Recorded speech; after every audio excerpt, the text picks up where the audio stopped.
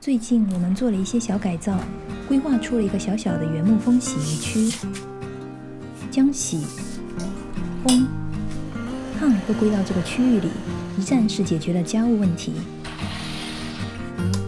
另外，对衣物整理和阳台收纳都做了新规划，通过一些小技巧，让生活变得更加便捷。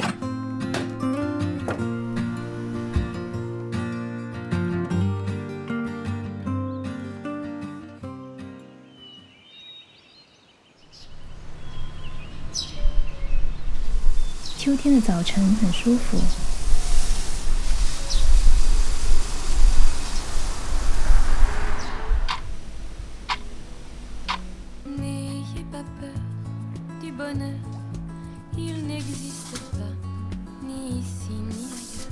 我一般会将衣服先叠好再装网，这样不易变形。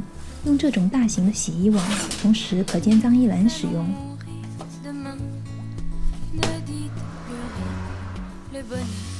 把包装的洗剂直接装进这个木盒，不用再分装。这是我们家洗衣区的新面貌。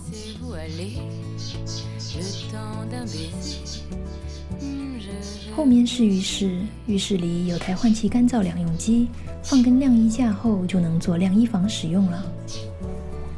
洗好衣服后转个身就能晾，解决了我们家阴雨天干衣的问题。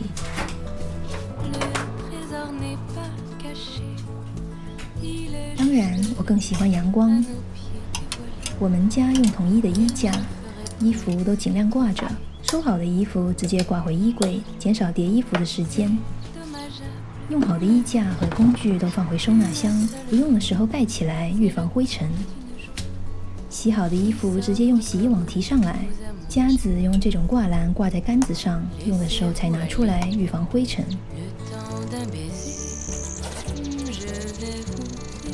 这种挂钩可以固定衣架的位置，保持间距。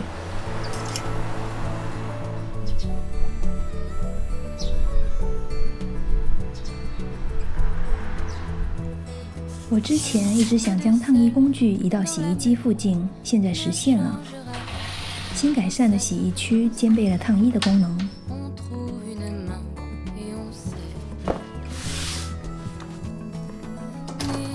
因为空间不大，所以我利用洗漱台来烫衣服。出门前发现衣服有褶皱时，可以直接在这里处理。屏风柱上有个挂钩，可以用来挂烫。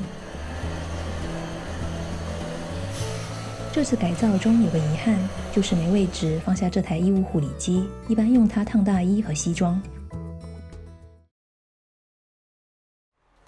我们在网上买了5根免钉柱子做屏风和支架。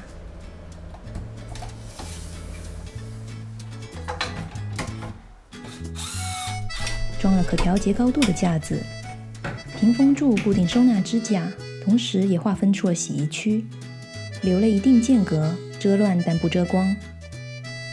我找 Y 先生定制了可直接使用填充装的木盒。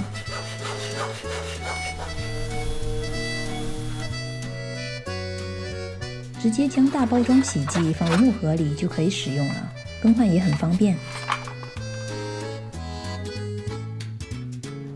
用木工胶固定木牌当标签。洗衣珠的篮子里套了一层防水袋。这种磁力挂钩可以承受10公斤，用来挂脏衣篮。花了2天改造好了洗衣区。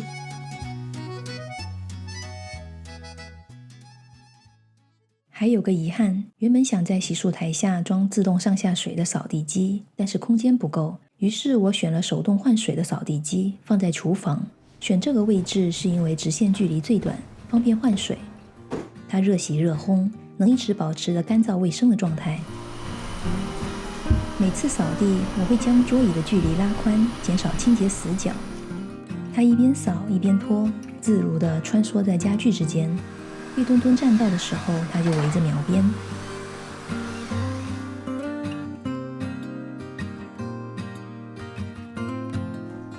我会定期清洁扫地机，保持干净。